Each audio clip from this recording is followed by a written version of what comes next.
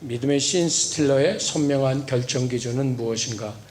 믿음의 신스틸러의 선명한 결정 기준이 있습니다.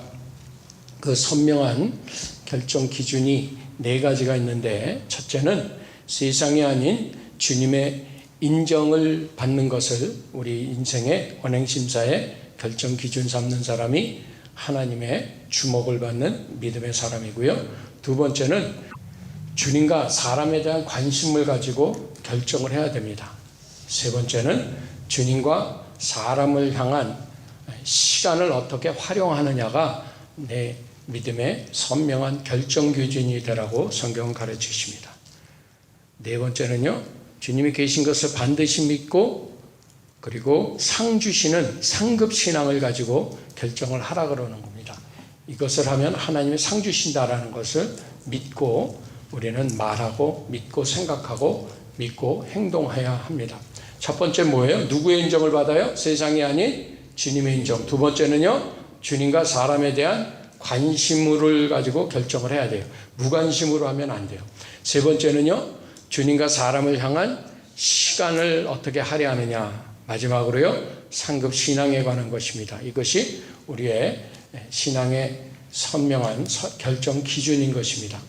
사람은요, 어떻게 인생을 사는가 보니까 문제가 우리에게 들어왔잖아요. 먹음직도 하고 보암직도 하고 그리고 지혜롭게 할 만큼 탐스럽기도 해가지고 그것을 낼름 먹어버렸어요.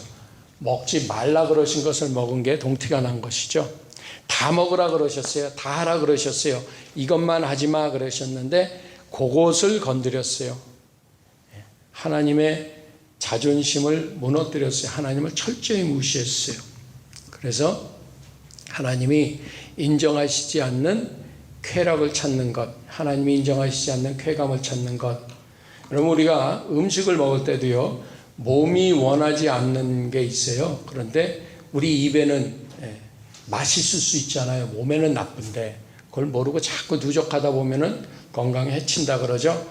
그런 것처럼 하나님이 허락하시지 않은 욕망과 또 보암직도예요. 하나님이 허락하시지 않은 소유, 하나님이 허락하시지 않은 꿈이 있어요. 그것을 향해서 수고하고 애쓴다라는 거죠.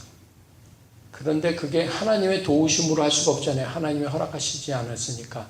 그러니까 지혜롭기도 할 만큼 탐스럽기도 해요. 그게 무슨 얘기일까요? 하나님의 도우심이 아니라 내 지혜, 내 힘, 내 능력으로 이 험한 세상 헤쳐나가려는 모든 수고가 우리의 죄성이에요. 그래서 사람은 욕망과 소유를 위해서 무엇을 원하는 것과 무엇을 갖기 위해서 수고하는 그 관심을 벗어나지 못하고 있어요. 근데 오늘 본문 말씀은 그러지 말고 먼저 그의 나라와 의를 구하면 너희가 원하는 것, 소유 갖기를 원하는 것 이런 거 다 도와주신다 그랬어요. 그런데 우리는 그 관심을 바꿔서 사용한다는 거죠. 하나님이 원하시는 것은 먼저 그의 나라와 의인데 우리는 먼저 무엇을 먹을지 마실지 입을지 염려하고 있다는 거죠. 그래서 우리 지난주에 이어서 계속 깨달아야 하는 것은 인생은요, 무엇을 하느냐가 아니라 어떤 사람이 되느냐가 결정되면 내가 무엇을 하느냐에 가치를 둘 수 있다라는, 무엇을 하느냐의 문제가 결코 아닌데요. 우리는 자꾸 살면서 내가 뭐를 해야 되지? 이렇게 생각을 해요. 내가 결혼을 했으니 무엇을 해야지 아내를 기쁘게 하지? 남편을 기쁘게 하지? 자식을 기쁘게 하지? 내가 부모를 기쁘게 하지? 이제 나가서 교회 들어왔어요. 하나님을 믿었어요.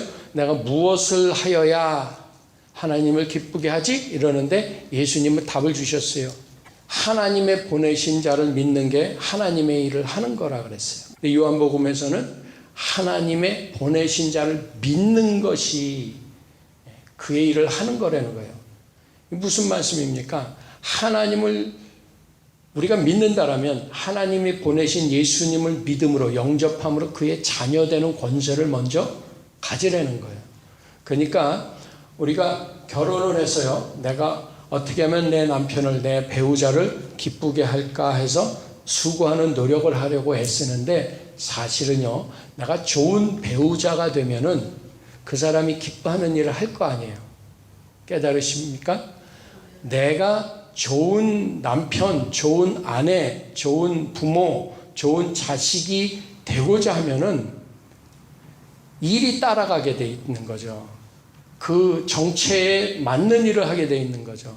그런데 우리는 반대로 이것을 해서 내가 좋은 남편, 이것을 해서 내가 좋은 아내, 이것을 해서 내가 좋은 집사, 내가 이것을 해서 좋은 목사가 되려는 반대로 일을 하고 있다는 거예요. 그래서 지난주에 우리가 깨달은 것은 to be, 우리의 정체성을 먼저 결정하자라는 거예요. 여러분, 우리가 누구냐, 정체성이 행동을 결정하는 게 그 순서가 맞거든요. 근데 지난주에 제가 강조했던 것 중에 보면은 그럼에도 불구하고 우리의 행동이 우리의 정체성을 결정하는 법칙도 무시해서는 안 된다라는 거예요. 그러면 보세요. 우리가 하나님 자녀 맞잖아요. 그러니까 내가 하나님 자녀를 맞다라고 생각하시는 분은 크게 아멘. 하나님 자녀 맞으세요? 그럼 반대로요. 하나님 자녀다운 행동을 하고 사세요? 여기서는 이게 목소리가 줄어든단 말이에요. 근데 이것을 전들 어찌하오리까? 저도 하나님이 기뻐하시고 마음에 합한 목사 맞아요? 그러면은 속으로만 아멘 그러고 싶어요. 그런데 크게 대답하기가 좀 겸연쩍다 말이죠. 그 왜 그럴까요? 우리의 정체성을 알아요. 그런데 그 정체성에 맞는 행동이 쉽지 않다라는 거죠. 그럼 반대로 한번 생각해 보세요. 여러분, 우리의 행동이 정체도 결정할 수 있다라는 거예요. 우리가 정체성 때문에 우리의 행동이 규제를 받고 제한을 받던 좋은 시절이 분명히 있죠. 첫사랑이 있죠. 그런데요, 좀 느슨해지고 뭔가 좀 첫사랑이 식은 것 같을 때 분명한 거 우리가 기억해야 되는 거 하나 있어요. 신앙생활은요, 이런 거 있어요. 여러분, 어떤 사람이 걷다가요, 이 버스 정류장 앞에 넘어지는 사람을 버스가 달려오는데 딱 이렇게 세웠다든가, 지하철에 떨어진 사람을 구해냈다든가, 이런 용감한 시민이 되면 어떻게 돼요? 그 행동을 통해서 영웅되잖아요. 모범 시민이 되잖아요. 저희 학교 때 유도부 친구가 하나 있었어요. 근데 그 집에 도둑이 들었는데 이 친구가 현관에서 소리가 나더래요. 이렇게 보니까 도둑이 들어요. 도둑이 현관을 따고서 살금살금 들어오는데 자기는 본 거예요. 어둠 속에서. 도둑이 들어오니까 이렇게 벽에 이렇게 가만히 붙어 있다가 자기 앞으로 지나가는데 따귀를 때렸는데 얻어맞고 기절을 했대요. 아주 표창장 받았어요. 모범 시민 표창 받았어요. 이렇게 학교 다닐 때 보면 결코 모범 시민 아니었거든요. 그냥 평범한 시민이지 모범 시민 아니란 말이에요. 근데 행동이 표창까지 받게 만들었어요.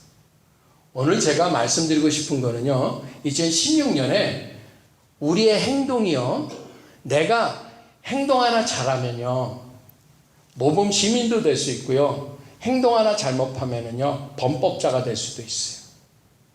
우리가 어떤 행동을 통해서 후회를 남기기도 하고 만족, 성취를 남길 수도 있고요, 어떤 행동을 통해서 내가 모범이 될 수도 있고요, 범죄자가 될 수도 있어요.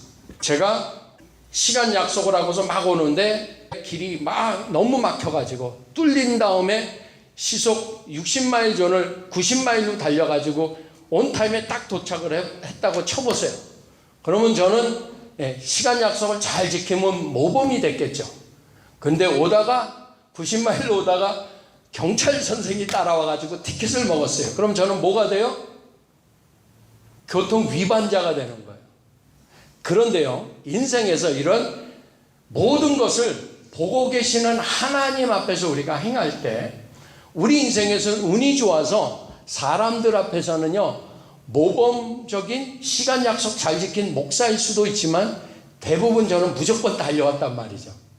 운이 좋아서 안 잡혔을 수 있잖아요. 근데 우리 신앙생활 할 때에 하나님은 우리를 보고 계시고 하나님은 우리의 신앙의 심음의 법칙 때문에 내가 평소에 무슨 생각을 하고 무슨 결정을 하고 어떤 행동을 하고 기도를 하고 기도를 안 하고 기도를 얼만큼 하고 기도를 어떻게 안 하고 성경을 읽고 안 읽고 전도를 하고 안 하고 감사를 하고 안 하고 원망을 하고 안 하고의 차에 따라서 내 인생의 심음의 법칙으로 내가 열매를 먹고 있다라는 걸 안다라면 우리는 행동을 조심할 수뿐이 없을 거예요.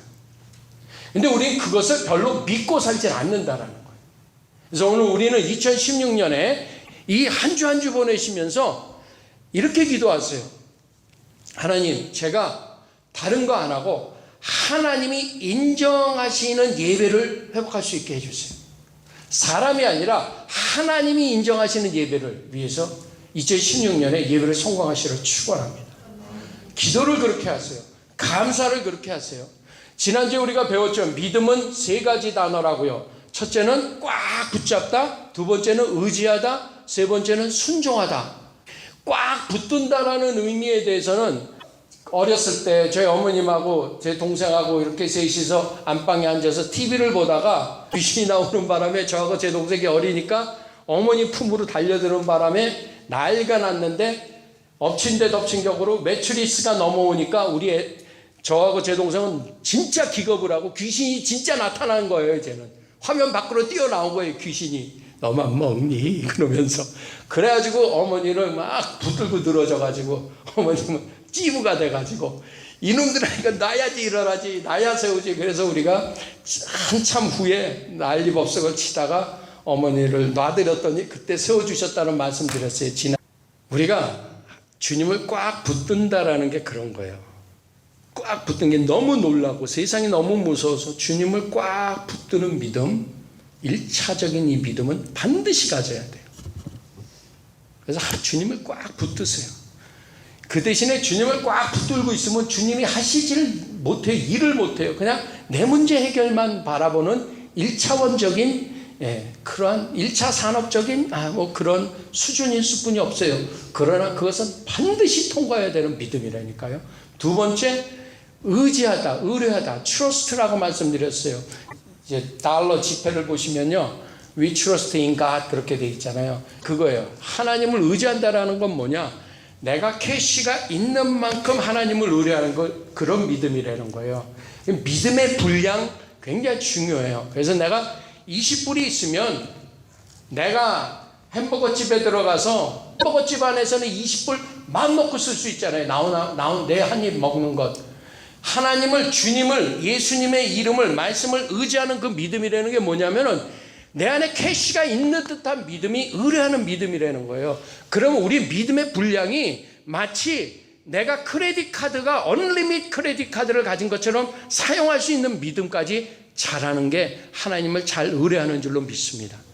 그런데 믿음의 분량은 어디까지 하나님이 원하시는가를 배웠느냐? 순종의 능력을 하나님을 말씀하신다는 거예요.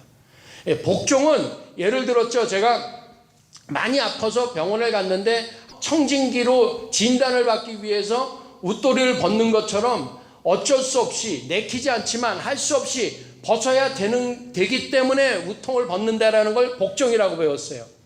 복종이라는 거는 그것이 옳은 줄 알아요. 그래서 하나님의 명령에 나는 지금 사실은 좀 껄끄럽고 나는 지금 막 웃으면서 할 수 있는 것은 아니지만 그럼에도 불구하고 행하는 것은 복종의 경지라면 순종은 뭐라고 말씀드렸어요? 제가 집에 갔더니 여보 빨래하는데 옷 좀 벗어요. 그러면 네 그러면서 벗어줄 거 아니에요. 빨아달라고. 그것처럼 그 필요도 알고 자원하는 마음으로 하나님 말씀에 반응하는 것을 순종이라는 믿음이라고 배웠다라는 거예요. 그렇다면 오늘 이러한 믿음의 선명한 결정 기준인 믿음에 하나님을 꽉 붙드느냐, 하나님을 의지하느냐, 하나님께 순종하느냐, 이 세 스텝의 믿음을 한 걸음 한 걸음 가기 위해서 첫 번째 해야 될 게 있다는 거예요. 하나님이 인정하시는, 하나님이 허락하시는 그 일을 시작하세요. 그래서 지난주에 하나님이 인정하시고 허락하시는 일에 대해서는 간단하게 제가 여쭸더니 다들 대답 잘하셨어요. 다시 한번 해볼까요? 쉬지 말고 범사에 항상 때를 얻든지 못 얻든지 전파하라. 원수를 핍박하는 자를 위하여. 그렇죠. 무엇을 먹을지 마시지 염려하지 말고 너희는 먼저 그의 그러니까 얼마나 잘 아시냐고요. 이게 하나님이 인정하시는 일들이란 말이죠. 근데 이 하나님이 인정하시는 일을 우리가 하기 시작을 해야 된다는 거예요. 그러면 후회가 없어요. 그럼 모범이 되는 거예요. 네가 내 종 욥을 봤느냐? 네가 보느냐? 물어보시는 거예요. 여러분, 다윗이요, 하나님이 기뻐하셔서 기름 부음을 받았어요. 그래서 골리앗을 물리쳤어요. 그리고 다윗이요, 정말 하나님의 기름 부음을 받고 나서도 억울해서 쫓겨다녔어요. 마구 쫓겨다니는데도 불구하고요, 다윗은 모범이 됐었단 말이죠. 하나님이 인정하시는 일을 했어요. 뭐예요? 기름 부음 받은 사울 왕을 죽일 기회가 있었는데도 2번이나 죽이지 않았어요. 그가 쫓겨다니는데요, 굴에 마음이 원통한 자, 빚진 자, 원한이 있는 자 400명이 몰려왔어요. 그러면요, 다윗이요, 그 킬러잖아요. 지금 내가 이렇게 400명을 몰고 돌아다닐 만한 지금 이때가 아니잖아요. 나 혼자 싹싹싹싹 그냥 도망 다녀야 될 거 아니에요. 그림자처럼 다녀야 되는데 400명이나 끌고 왔어요. 그것도 혼자 군인들만 온 게 아니잖아요. 그러니까 그 400인을 자기 아버지, 자기를 버렸던 부모까지, 형제까지 다 품었어요. 다윗이요. 하나님이 인정하시는 일을 했다라는 거예요. 그래서 그러면 세상이 아닌 주님이 인정하시는 그 일, 제가 늘 쉬지 말고 뭐 하자 이런 거 말씀드렸던 거, 결국은 하나님이 원하시는 건요, 한 가지예요. 뭐냐? 2번째예요. 주님과 사람에 대해서 내가 관심을 가지고 사는가, 무관심한 삶을 사는가, 이기적인 인생인가, 하나님을 인식하는 인생을 사는가가 사실은 영성이에요. 그래서 세상이 아닌 주님의 인정을 받는, 하나님을 경외하는 결정 기준이 있다라면, 그러면 하나님이 인정하시는, 하나님을 두려워하는 결정 기준을 따르는 것은 뭐냐? 하나님을 향한 관심, 이웃을 향한 관심. 여러분, 하나님을 향해서 여러분은 얼마나 관심을 가지고 계신가, 오늘 2016년에 한번 우리는 돌아봐야 돼요. 그래서 하나님을 향한 관심은 뭐냐면요, 내가 이렇게 하면은 하나님이 체면을 구기시는 걸 아닐까. 우리는 이러한 일에 있어서 자꾸 걸리는 거예요. 이걸 자꾸 잘못하면 이제 율법주의로 또 빠지기 시작해요. 그래서 이것을 이기면 다시 거룩해져요. 그럼 막 자신감이 생기고요. 그래서 남을 또 정죄해요. 내가 담배를 끊은 거 가지고는 담배 끊은 걸 자랑해요. 내가 술을 끊었으면 술, 담배 끊은 건 자랑을 해요.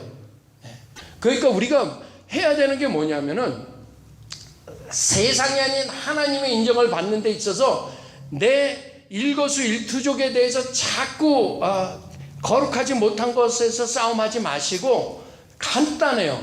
관심을 바꾸세요. 관심을 어디로 바꾸시냐면요, 첫째요, 주님을 향한 관심을 가지시기 시작하세요. 기도와 예배와 말씀과 이러한 전도에 관해서 사용하셔야 돼요. 내 시간을요. 2번째는요, 이웃을 향해서 내 관심을 바꾸세요. 왜 우리 인생이 성격이 잘 안 바뀌느냐면요, 내 이웃을 향해서 예수님을 증거하고 있지 않을 때, 내 이웃을 향해서 내가 이기적일 때, 내 시간을 나눠주는 것이 아깝고요, 그 사람이 원망스럽기 시작하고요, 그 사람이 용납이 안 되고요, 그 사람이 짜증나기 시작하는 거예요. 내 이웃을 향한 관심이 내 인생을 바꿔주는, 하나님이 기뻐하시는 결정 기준이 돼야 돼요. 근데 우리는 어떤 결정 기준을 가지고 있냐면은, 기도하는 분은 기도를 1시간을 못 채웠네. 전도하던 분은 전도에 관한 결정 기준. 그런 거 다 내려놓으시고요, 내가 내 가장 가까운 이웃을 향해서 관심을 가졌나? 내가 주님을 향해서 관심을 가졌나? 그래서 보세요. 아까도 얘기하다 말았지만, 우리 다윗 임금님 되기 전에 그의 관심을 보세요. 그가 사울 왕에게 죽을지 살지 모르고 쫓겨다니는데요, 글쎄 자기 족속 그일라 성이요, 아멜렉에 의해서 침공을 당했어요. 그래서 박살이 났다라는 거예요. 그 소식을 들은 다윗이요, 지금 다윗이 사울 임금 피해 다니기도 급급한데요, 400명 군대를 데리고요, 그일라를 가가지고 아말렉을 쳐줘요. 때려요. 그랬더니 그 소식이 들렸을 거 아니에요. 안 그래도 천천만만인데. 그랬더니 그러니까 어떤 사람이 가서 사울왕에게 아이고 임금의 대적이 저기 있나이다. 사울왕이요 군대를 몰아치니까 어떻게 하겠어요? 그일라 백성들이요 다윗을 배신하잖아요. 그때 다윗이 그일라를 칩니까? 아니에요. 그냥 나오죠. 왜? 인간은 그럴 수뿐이 없다는 걸 인정하는 거죠. 다윗 임금이 사울 임금하고 싸운 게 아니잖아요. 자기는 아직 임금의 기름 부음 받았지만 임금 아니잖아요. 하나님의 사람이 기름 부음 받은 자가 자기를 억울하게 죽이러 오니까 어떻게 해요? 사람에게 관심이 있으니까 망하는 내 족속 그일라를 돕잖아요. 내 처지가 뭔데요? 내 처지가 지금 내 코가 석잔데요. 그일라의 코를 풀어줬다는 거. 왜 하나님은 다윗을 내 마음에 합했다 그랬을까요? 네 코가 석잔데 너는 누구를 위해서 기도하고 있다는 거예요. 네 코가 석잔데 너는 누구를 위해서 헌금하고 있다는 거예요. 네 코가 석잔데. 그런데요 하나님은요 하나님에게 관심을 갖고 사람에게 관심을 갖는 사람을 하나님은 기뻐하신다는 거예요. 근데 우리는 신앙생활 하다 보니까 담배 끊어야 되는데 술 끊어야 되는데 내가 형제를 미워하지 말아야 되는데 내가 헌금이 부족하네 뭐 11조를 띄어먹어 이런 생각에 자꾸 쫓기지 마시고요 하나님과 사람에게 관심을 갖기 시작하세요. 그럼 나머지는요 하나님이 다 그 믿음을 채워주세요. 우리 순서가 바뀐 거예요. 그래서 내 소원이 나예요. 그래서 잠언의 23장 7절에 보니까 대저 그 마음의 생각이었다면 그 위인도 그러한즉. 여러분 적어도 우리가 내 마음의 생각이었다면 그 위인이 그렇다라는 거잖아요. 그러면 지금 우리 한 사람 한 사람 나의 생각이 나라는 얘기잖아요. 여러분의 관심은 어디에 있어요? 내가 지금 생각하는 게 나예요. 기도를 고민하는 사람은 기도의 사람일 거예요. 전도를 고민하는 사람은 전도의 사람일 거예요. 용서를 못해가지고 나를 자책하는 분은 용서의 사람이에요. 나의 사랑 없음을 인하여 자책하고 고민하는 분은 사랑의 사람으로 열매 맺을 거예요. 그런데 그게 아니잖아요. 우리는 대부분 뭘 고민해요? 무엇을 먹을까? 마실까? 입을까? 돈을 염려할 수 있다는 거죠. 내 자존심 상한 것을 염려할 수 있다는 거죠. 내 감정 상한 것을 먼저 생각할 수 있다는 거죠. 그러지 마시고 2016년에 어떤 훈련을 하셔야 되느냐? 주님과 사람에 대한 관심으로 요셉이나 다윗처럼. 요셉도 보세요. 요셉이 얼마나 억울하게 형들에게 노예로 팔림을 받았어요. 죽을 뻔했잖아요. 죽을 뻔했는데 유다 넷째 형이 죽이지 말자. 그래가지고 살려서 노예로 팔아먹었잖아요. 은 20을 받고서. 여러분 그러고 나서 강간 미수범이라는 누명을 쓰고 억울하게 감옥에 들어갔어요. 그랬을 때 요셉이 한 게 뭐예요? 하나님을 향한 관심과 사람을 향한 관심을 끊이지 않았기 때문에 그는 집사의 자리까지 갔고요. 억울한 누명을 쓰고서 감옥에 들어가서 뭐 했어요? 술 맡은 관원장, 떡 맡은 관원장 뒤 돌봐줬어요. 그 사람들 뭐 빨래 해주고 먹을 거 갖다 주고 그랬을 거예요. 뭐 했다라는 얘기예요? 사람에게 관심을 가졌었어요. 그런데요, 요셉이요, 술 맡은 관원장의 꿈을 듣고 나서요, 당신은 복직될 겁니다. 그래서 가면은 나를 좀 기억해 주세요. 나는 억울합니다. 라고 하나님께 관심을 갖지 않고 사람에게만 그리고 나의 억울함에 대해서 관심을 갖기 시작했어요. 그의 나라와 의를 먼저 구하는 것을 잠깐 내려놨어요. 그랬더니 하나님이요 요셉을 2년을 외면하세요. 술 맡은 관원장이 그를 까먹어요. 깜깜하게 잊어버려요. 바로의 꿈이 꺼질 때까지. 여러분 요셉은 그렇게 하나님과 사람을 생각하는 입장에서 있을 때는요 노예의 자리에서 집사의 자리까지 그리고 시위대장의 집에서 막 다 배울 거 배웠어요. 정치를 다 배웠어요. 높임을 받았었어요. 이게 내 집은 다 네 거라는 거예요. 내 마누라하고 나만 놔두고 너는 내 집을 다 다스려. 하나님을 바라보니까 요셉이 어떻게 됐어요? 애굽이라는 나라를 자기가 다스리잖아요. 왕이 내 집과 나만 빼고 네 거야 이렇게 맡겨버리잖아요. 어떻게 했더니요? 노예로 팔렸을 때 하나님과 이웃을 생각했더니요.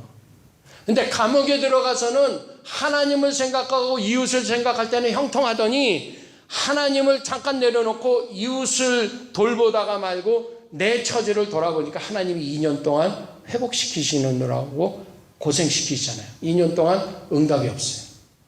그런데 그것을 깨닫고 다시 한번 하나님 앞에 회개하고 요셉이 바로 앞에 섰을 때 하나님을 증거하는 사람이 되고 그가 총리의 자리에 올라갔을 때요. 그는요. 전 세계의 가장 유능한 총리가 되어버렸잖아요. 최강국에. 그러면 요셉 총리 밑에는 CIA, FBI, 인터폴까지 다 사용할 수 있을 거예요. 왜? 최강국이니까. 가지고 인터폴에게 전화할 거예요. 내가 애굽 총리인데 우리 국제경찰 여러분 나를 한번 도와주시오. 내가 CIA도 보내겠지만 여러분 저기 가가지고 루벤으로부터 시작해가지고 그 10명 그 형제 좀 잡아다 주시오. 데려올 때 목숨만 붙여서 오면 됩니다. 뭐 마음대로 해서 살려만 오시오. 병신을 만들어도 줬어. 그러고서 형들을 쇠꼬챙이를 꽂고 불에 달고 쇠꼬챙이로 막 눈을 지지고 혀를 자르고 이랬어요?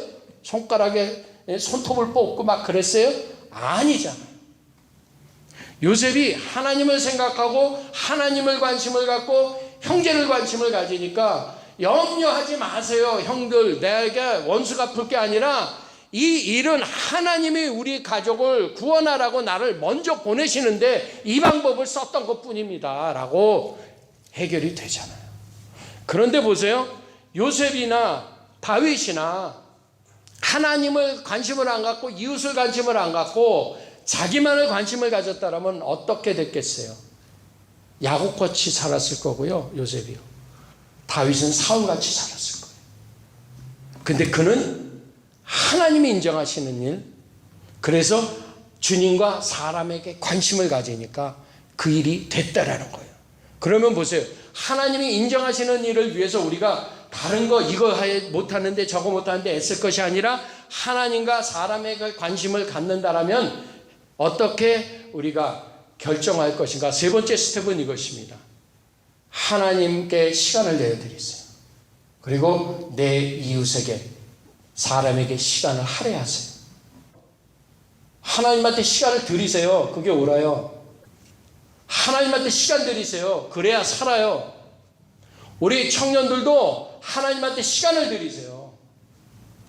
그게 하나님과 사람에게 관심 갖는 거예요. 또 내 이웃에게 시간을 할애하세요. 나 피곤하다고 문 닫지 마세요. 목사가 이렇게 들어주는 대부분의 대화는 뭘까요? 원망과 불평과 비관과 낙심과 절망입니다. 그런데 그분들을 들어드리면 어떤 일이 벌어집니까? 아무 일도 안 벌어져요. 그런데 하나님은 그 시간 속에서 역사를 하고 계시잖아요. 왜냐하면 그분들이 나한테 그 얘기를 할 때는요, 어려서부터 쌓인 모든 연약함이 현실에서 드러나서 현실에서 다치는 것 같지만 그렇게 자라왔어요. 그래서 들어보면은 이분은 지금 그것을 그렇게 받아들일 수뿐이 없는 억하심정과 연약함과 절망과 상처로 받아들일 수뿐이 없이 자랐더라고요. 자존감이 무너져 있어요. 거기에다가 정체성을 논할 수는 없어요. 같이 욕합니다. 물론 그런 거지 같은 것들이 다 있느냐고. 그러나 목사니까 결론은 내려줍니다. 그럼에도 불구하고 당신이 그렇게 원망해서 상처받아서 대개게 덕이 됩니까? 예수님도 걱정한들 키를 한자나 자라게 하며 염려한들 머리를 검게 할 수 있겠느냐? 도움이 안 되니까. 그래서 감사하라 그러셨는데 거기다 대고 감사 얘기를 할 수가 없잖아요. 그래서 같이 욕해줘요. 신기한 거 하나 있어요. 그분은 저하고만 얘기한 게 아니잖아요. 십수년을 목사들하고 아니면 장로님들하고 이렇게 다 얘기했을 거 아니에요. 결론 뻔하잖아요. 목사에 대해서 나하고 다 알고 있어요. 근데 이 목사가 감사해야죠. 그럼에도 불구하고 기뻐해야죠. 이 말을 기다렸다가 나 이렇게 좀 삐져야 되는데 말을 안 하는 거예요. 목사라는 게. 그러니까요. 그분이 듣다가 그럼에도 불구하고 이겨야 되겠죠. 답은 자기가 자기 입으로 말하고 있어요. 제가 한 5년 전, 3년 전, 10년 전 같으면요. 저도 가르치죠. 그런데 아무 소용없더라고요. 아무 소용없더라고요. 주님과 사람에 대한 관심이 뭐라는 것을 깨달았느냐 하면은 그냥 시간을 헌신하는 거예요. 시간을 내어주는 것뿐이 없더라고요.